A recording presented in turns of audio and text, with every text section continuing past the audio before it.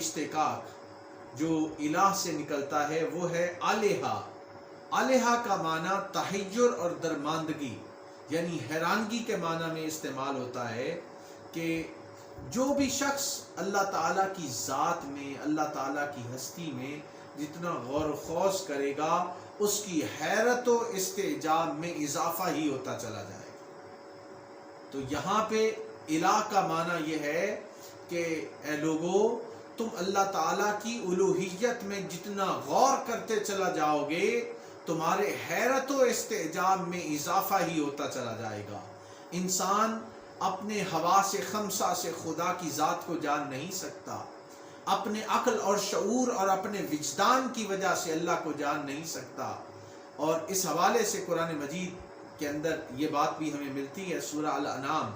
آیت نمبر 103 میں اللہ رب العزت نے فرمایا لا تدرکہ الابصار وہو یدرک الابصار وہو اللطیف الخبیر،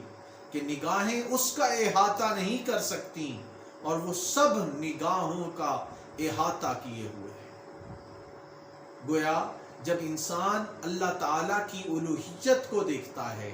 اللہ تعالیٰ کی ربوبیت کو دیکھتا ہے تو وہ کہتا ہے ما عرفناک حق معرفتک، کہ اے باری تعالیٰ میں تجھے ایسے نہیں جان سکا جیسے جاننے کا حق ہے۔ تو انسان جب اللہ تعالیٰ کی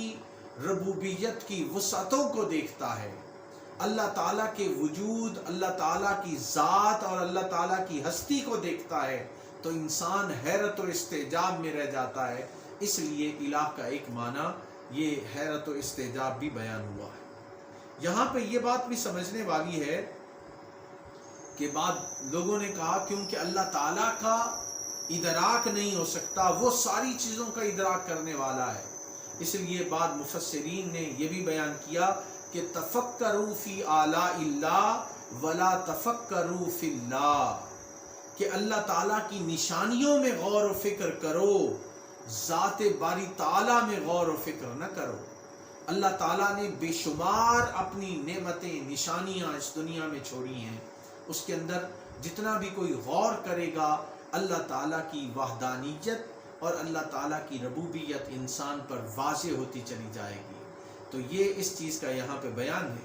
پھر آپ دیکھیے کہ قرآن مجید میں اللہ تعالیٰ کی ذات اور اللہ تعالیٰ کی جو کائنات ہے اس کے اندر انسان کو غور و فکر کرنے، تعقل، تدبر اور تفکر کرنے کا حکم ملا ہے۔ اللہ رب العزت نے فرمایا ما خلق اللہ ذالک الا بالحق یفصل الآیات لقوم یعلمون ان فی اختلاف اللیل والنہار وما خلق اللہ فی السماوات والارض لآیات لقوم یتقون۔ یہ سورہ یونس کی آیت نمبر 5 اور 6 ہے، جس میں اللہ رب العزت فرما رہے ہیں کہ اللہ نے یہ سب کچھ نہیں پیدا فرمایا مگر درست تدبیر کے ساتھ۔ وہ ان کائناتی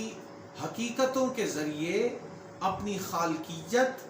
وحدانیت اور قدرت کی نشانیاں ان لوگوں کے لیے تفصیل سے واضح فرماتا ہے جو علم رکھتے ہیں۔ بے شک رات اور دن کے بدلتے رہنے میں اور ان جملہ چیزوں میں جو اللہ نے آسمانوں اور زمین میں پیدا فرمائی ہیں، اسی طرح ان لوگوں کے لیے نشانیاں ہیں جو تقوی رکھتے ہیں۔ تو گویا یہ رات دن کا بدل کے آنا اور یہ کائنات کی وسعتیں، اس کے اندر اللہ تعالیٰ نے بے شمار نشانیاں انسانوں کے لیے رکھی ہیں، مگر ان نشانیوں کو وہی سمجھ پاتا ہے جو ان کے اندر غور و فکر کرتا ہے، جو عقل سے کام لیتا ہے، جو تدبر کرتا ہے، جو تفکر کرتا ہے، اس کو اللہ تعالیٰ اپنی ذات کی معرفت عطا کرتا ہے۔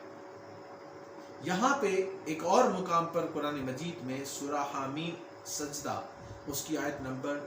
53 میں اللہ رب العزت نے فرمایا سنریہم آیاتنا فی الآفاق وفی انفسہم۔ بہت ہی خوبصورت فرمان کہ ہم انہیں جلد ہی کائنات میں اور ان کے اپنے نفوس میں اپنی نشانیاں دکھائیں گے۔ سنریہم آیاتنا فی الآفاق، اس سارے آفاق میں، اس جہان میں اور ان کے اپنے وجود میں ہم انہیں نشانیاں عطا کریں گے۔ بات یہ ہے کہ انسان اگر اس کائنات میں غور و فکر کرے اور اپنے وجود پر غور و فکر کرے تو پھر اللہ تعالیٰ کی معرفت انسان کو نصیب ہوتی ہے۔ اللہ تعالیٰ کی ربوبیت، اللہ تعالیٰ کی وحدانیت اور توحید کے حقائق اور اسرار انسان پر ظاہر ہونا شروع ہو جاتے ہیں۔ دوسرے مقام پر سورہ روم کی آیت نمبر 8 میں فرمایا اولم یتفکروا فی انفسہم، کیا وہ اپنے نفوس میں تفکر نہیں کرتے، یعنی اپنی جانوں میں غور و فکر نہیں کرتے کہ اللہ نے انہیں کیسے پیدا کیا۔ ایک انسان کا ہلکا سا 5-6 فٹ کا وجود ہے اور اس کے اندر ایک پوری کائنات آباد ہے، کیا اس کے اندر انسان غور و فکر نہیں کرتا؟ پھر سورہ البقرہ اس کی آیت نمبر 219 میں ارشاد فرمایا کذالک یبین اللہ لکم الآیات لعلکم تتفکرون، اسی طرح اللہ تمہارے لیے اپنے احکام کھول کر بیان فرماتا ہے تاکہ تم غور و فکر کرو۔ تو احکامات کو کھول کر بیان کرنا، واضح طور پر بیان کرنا اس لیے ہے کہ انسان غور و فکر کرے اور اللہ تعالیٰ کی وحدانیت اور اللہ تعالیٰ کی توحید پر صحیح معنوں میں ایمان لائے۔ اللہ رب العزت نے اہل ایمان کے ایک اور پہلو کا بھی ذکر فرمایا ہے۔ سورہ آل عمران اس کی آیت نمبر 191 میں ارشاد ہوتا ہے الذین یذکرون اللہ قیاما وقعودا وعلی جنوبہم